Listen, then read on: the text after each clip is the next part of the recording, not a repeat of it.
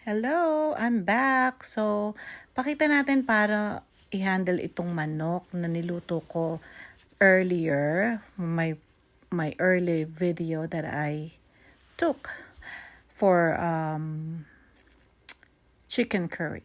So, I bought a whole chicken. Tapos, ito, tinatadtad ko siya. Ganito, paano siya tadtadin, no? Alam nyo na, alisin mo yung hita, tapos yung pitso, yung backbone, tas hugasan, chop-chopin, okay, ganyan. Mabilis lang po kasi mabilis lang talaga tong camera na to. Yan. Tapos sinamahan ko din siya ng chicken thighs na boneless at skinless. So ngayon, para alisin natin yung mga taba at saka yung nagtutubig, 'di ba? Kalimitan yung pag nagluluto tayo. Ano siya, nagtutubig siya agad.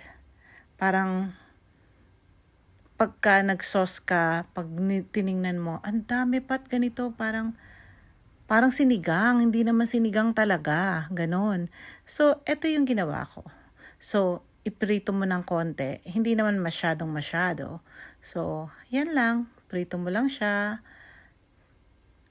lahat ng gagamitin mo. So, makikita mo, ang dami talagang fats at saka yung tubig na lalabas dyan sa chicken natin.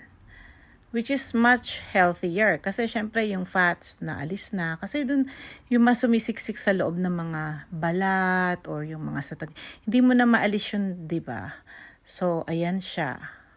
Ayan. Ang dami kasi nito, mga kapatid. So, ubusin lang natin. Yep, yan na siya. Tapos ipapakita ko sa inyo kung gaano siya kadaming fats at tubig na maaalis mo, 'di ba? So parang ayan, tingnan mo, ang dami talaga niyang fats. Lulutang-lutang siya diyan. At saka magtutubig-tubig. So at least pagka isinutay mo na siya, yung lulutuin mo na talaga siya, wala na siyang masyadong fats. At saka yung hindi siya magiging, yung chicken curry mo, hindi magiging sinigang. Ganon. So this is good. This is good for like tips na healthy. Tingnan mo, pakita ko sa inyo. Ayan, tingnan mo, ang daming taba. At saka lumulutang siya. So, itatapon mo na siya ngayon. Yung taba, hindi yung manok, ha? Kasi lulutuin mo yung manok. So, yan. Ang dami niya talagang fats na nakukuha.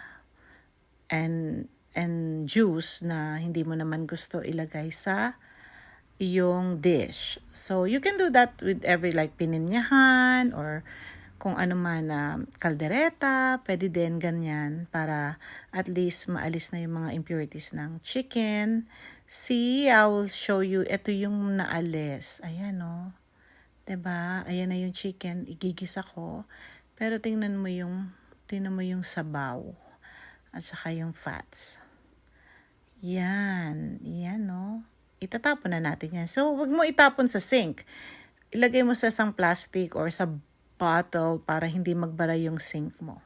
Okay? Especially magwi-winter na, ma-freeze yung iyong pipe. So, ayan, ang ating pagtanggal ng oil and yung fats at saka tubig-tubig sa iyong chicken. Okay, bye!